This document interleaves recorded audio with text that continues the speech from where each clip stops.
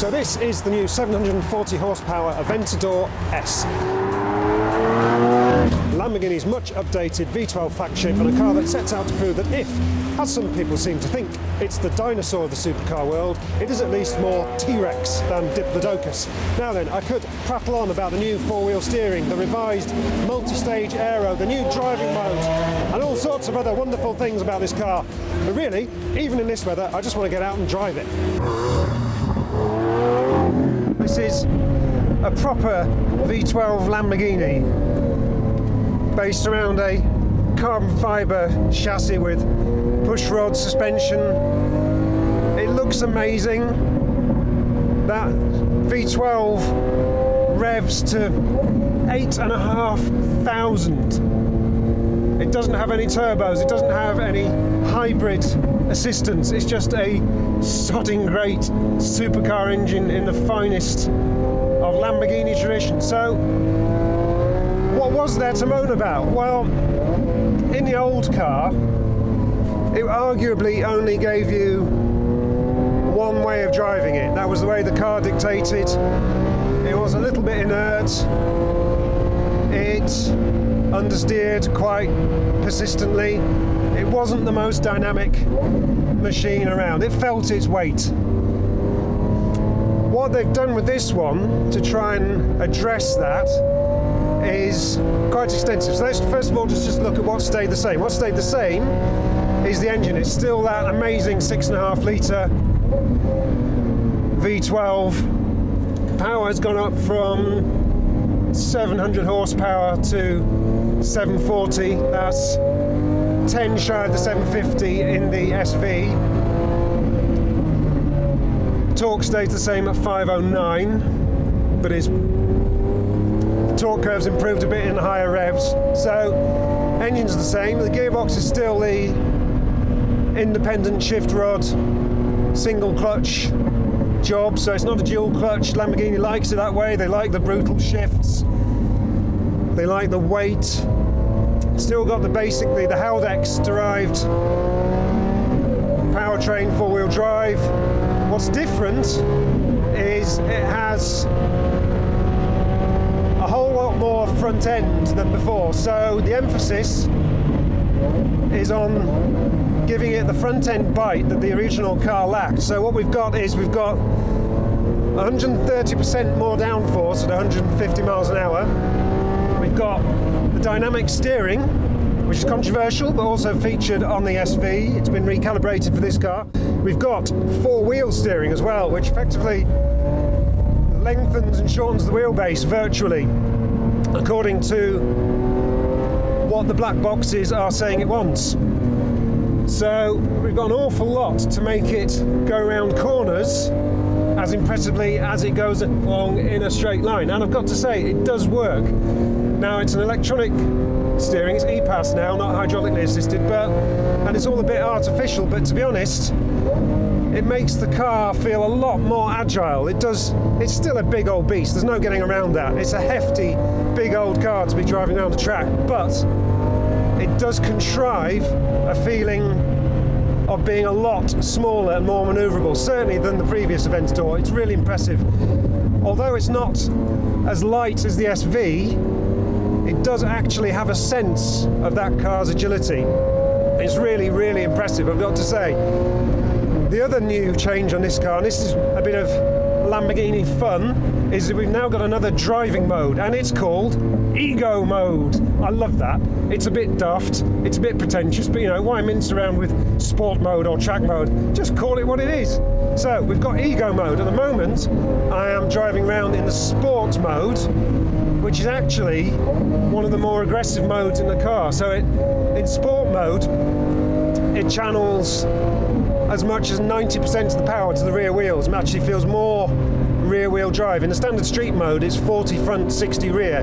As I say, in this Sport Mode, it is up to 90% rear. And I've got to say, on this wet track, you can definitely feel that. Even with the ESC on, it'll still let you have quite a bit of angle. You can see that's ESC fully on. So that's the Sport Mode. Let's try the Corsa Mode, which, as we all know, is the ludicrous mode with the ridiculous gear shifts.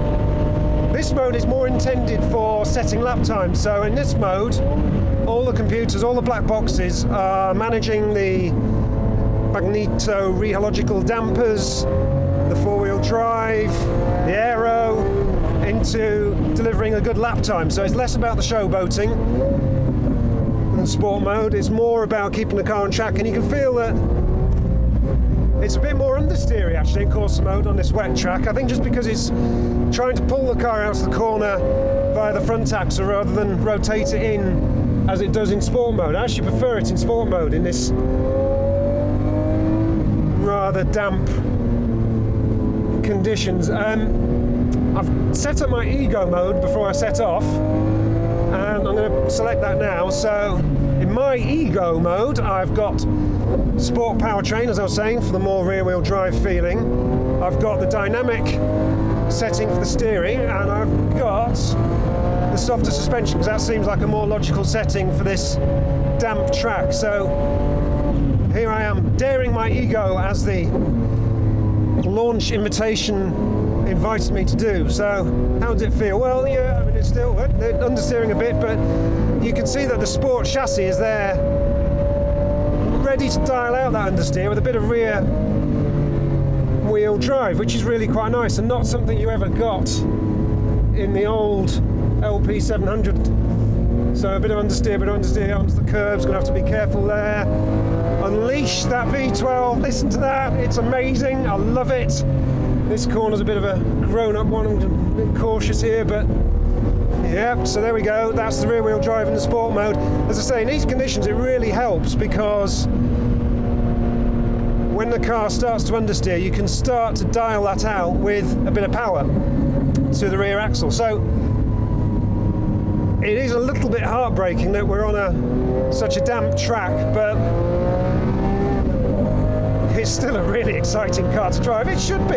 It's a Lamborghini. If it's not exciting, they may as well quit, haven't they? Right, I think I'm going to go back to sport mode, because that was my favourite so far. So brake for this big, fast first corner, bit of a grown-up's corner this, a bit cautious in the weather, I've got to say. I can feel the ESC tugging me in. Just look at that traction out of the corner. That's fantastic. Right, hard on the brakes for this tight little complex.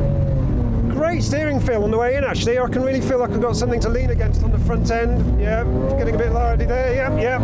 And that's with the ESC fully on, remember. So this is quite a lively car. This is a proper grown-up supercar, which is what a Lamborghini should be.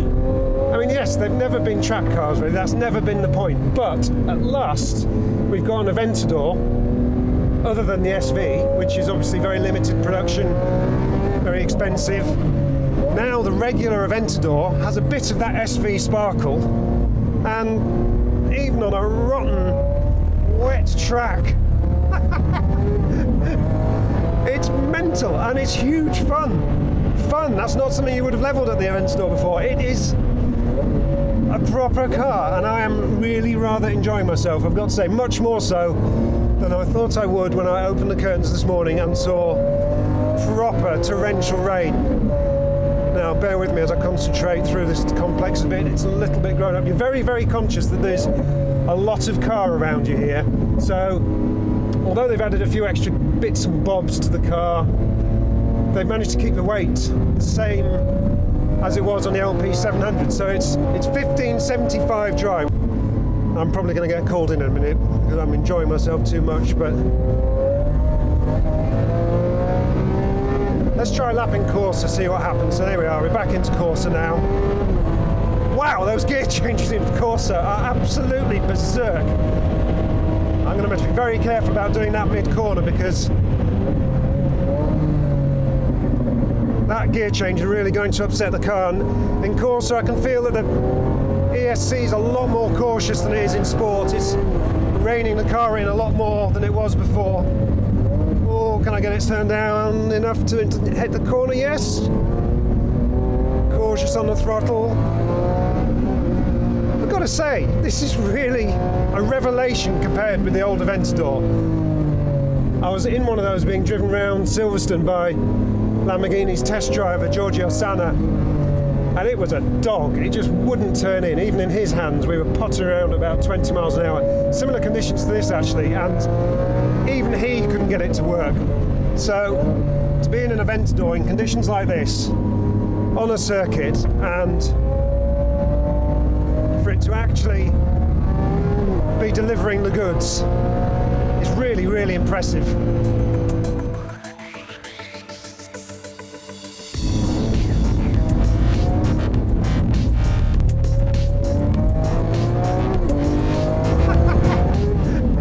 Well, as you can imagine from the weather outside, that was quite exciting. But is this the Aventador to prove to people that big Lamborghinis are more than a big fuss over nothing? Well, I think it might be. The changes have really added some substance to the style, and I think that's a good thing. This is an Aventador that drives as well as it looks and sounds. If the days of the big, naturally aspirated V12 supercar are numbered, it's kind of fitting that the brand that invented the genre gets the last laugh.